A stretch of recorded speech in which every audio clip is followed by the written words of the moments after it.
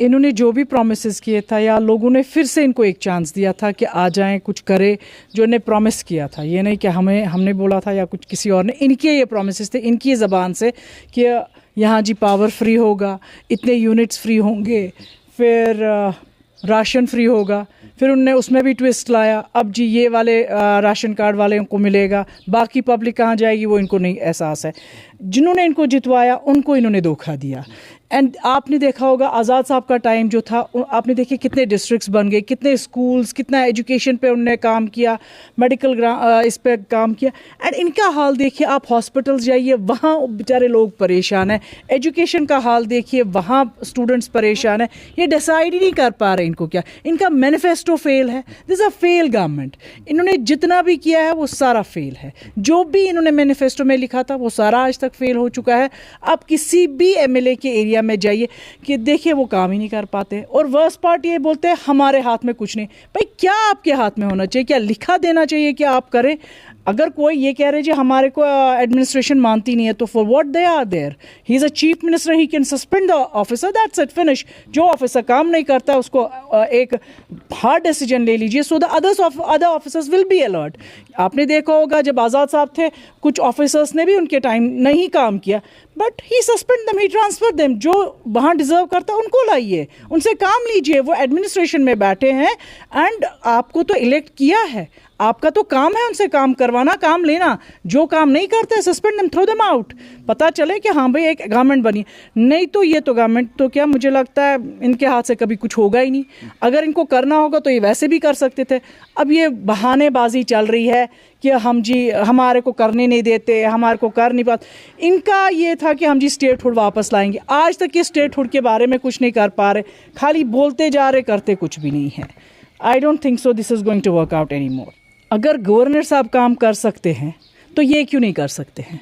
अगर ये बोल रहे हैं जी गवर्नर साहब हमारे को काम नहीं करने दे रहे हैं और वो क्लियर बोल रहे हैं कि मेरे पास तो खाली सिक्योरिटी एंड पुलिस है, तो बाकी तो सारा इनके हाथ है। जो सच भी है, रेवेन्यू इनके हाथ में है, हर एक हेल्थ इनके हाथ में, एजुकेशन इनके, हर एक सेक्टर इनके हाथ में। ये काम नहीं करना चाहते हैं, खाली ये फीस बढ़ाएंगे। बस ये इलेक्ट्रिक बसेस है उनमें फीस चढ़, ये ऐसे कामों में लगे। इनको खुद ये कंफ्यूज है हमें क्या करना है। बाकी जिनको काम करना होता है वो कैसे भी काम करते हैं, और जिनको नहीं करना है तो वो कैसे भी करवाते हैं।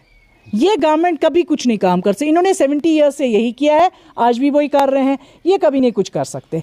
विजन एक अलग चीज़ होता है, कुर्सी पे बैठना इनका काम है, काम करना इनका काम नहीं है। ये आपसे कहा this is a fail government.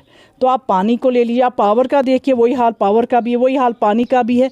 तो ये कहीं कुछ भी नहीं, एक जो आम मर्रा ज़िंदगी है ना, वो बेचारे लोग परेशान हैं। आप देख रहे हैं लोग रो रहे हैं कि हमने फिर से इनको एक चांस दिया और फिर ये फेल हो गए, फिर इन्होंने लोगों का भरोसा तोड़ा। ये इनका काम ही है। जैसे उमर साहब है तो वो खाली बोल रहे हैं कि मेरे हाथ में जी ये नहीं है, ये जी गवर्नर साहब काम नहीं करने दे। भाई जब गवर्नर साहब कर सकते, give them an order to do it, give a deadline. जब आज़ाद साहब ने हज हाउस बनाया, एक डेडलाइन थी, भाई मुझे इतने टाइम में हज हाउस रेडी चाहिए, एंड इट वाज रेडी। जब उन्होंने एक काम करवाया तो ये क्यों नहीं काम कर सकते? ये काम करने का गरज ही नहीं, इनको कुर्सी से गरज है, बाकी काम से इनका कोई गरज नहीं है। इसको आप प्रपोजल बोल रहे हैं, ये 1931 में हुआ है, जबकि ये आज़ादी से पहले हुआ है। वो टेररिस्ट नहीं थे, वो मिलिटेंट्स नहीं थे।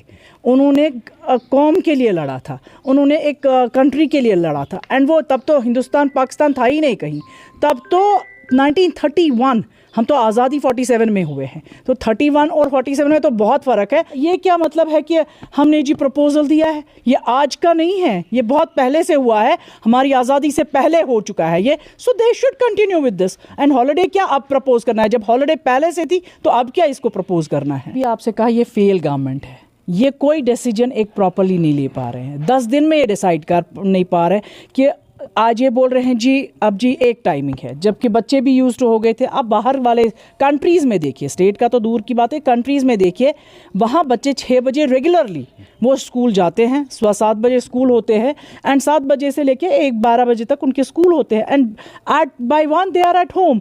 और ये बच्चे भी यूज टू हो गए थे एंड एक हैबिट बन गई थी बच्चों को सुबह सवेरे उठने की। एक सिस्टम बनता है कि बच्चे को दिखाना है कि आपको जल्दी उठना है, सुबह सवेरे उठना है, उसके बाद उनकी काम है स्कूल जाना है, वहाँ से आना है, वो काम है। एंड ये गवर्नमेंट तो मुझे समझ नहीं आ सकी ना तो जी कैसे ये डिसीजन ले पा रही है कि 2 दिन 1 हफ्ते में जी टाइम चेंज। अभी जुलाई अगस्त हमारा पूरा ऐसे ही है, अभी पता नहीं गर्मी कितनी बढ़ सकती है या कम भी हो सकती है, बढ़ भी, ये वेदर है, इसमें आप नहीं बता सकते आज मैंने चेंज किया, अगर कल को 38 39 हुआ तो क्या सकीना ये तो फिर से चेंज करेगी? आई don't think so she is taking a right decision. She should be firm on her decision. She should be very strict. हाँ भाई ये टाइमिंग है, let the parents come, let the parents think। नहीं जी, हाँ आप ये देखिए आपके बच्चे बीमार तो नहीं हो जाएं, आपके बच्चे स्कूल में पूरी फैसिलिटीज़ है। Has she ever visited to the school? स्कूलों का हाल क्या है? कहीं आप देखिए स्कूल्स में 55-56 रोल है, उस पर वो कोई काम नहीं कर पा रही हैं एंड यहाँ बस टाइमिंग में चेंजिंग लगी है। आप गवर्नमेंट स्कूल्स में देखिए टीचर्स वहाँ भी देखिए कितने कैपेबल है बट रोल ज़ीरो है।